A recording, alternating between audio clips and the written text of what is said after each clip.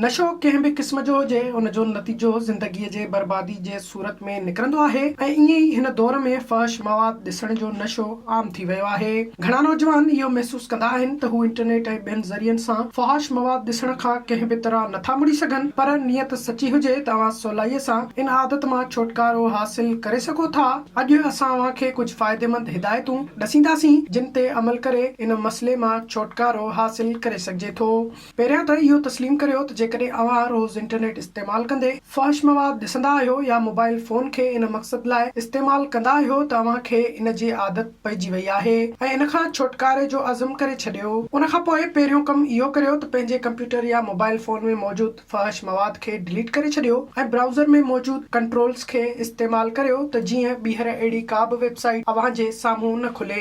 पंहिंजे ज़िंदगीअ में हाकारी तब्दीलियूं आणियो, दोस्तनि जे वेझो थियो, घर भातियुनि सां वधीक वक़्तु गुज़ारियो, अहिड़ी खुराक जो इस्तेमाल वधायो जंहिंमें कार्बोहाइड्रेट्स जी घणाई हुजे, बाक़ाइदगी सां वर्जिश करियो ऐं रांदियुनि में हिस्सो वठो, निंड सुठी तरह पूरी करियो ऐं ख़ासि करे राति जो देर सां सुम्हण जी आदत कढी छॾियो। सुबुह जो जल्दी उथो ऐं निमाज़ बाक़ाइदगी सां पढ़ो। तफ़रीह लाइ कंप्यूटर ऐं इंटरनेट जो इस्तेमाल करण बदिरां सुठा किताब पढ़ो ऐं कोशिश करियो त अव्हां इंटरनेट ते जेको कमु करियो था उहो सभिनी जे साम्हूं करियो ऐं पंहिंजी सोच खे हाकारी रखण लाइ कोशिश कंदा रहो। नाकारी ऐं गैर अख़लाक़ी सोच वारनि दोस्तनि खां परे रहो।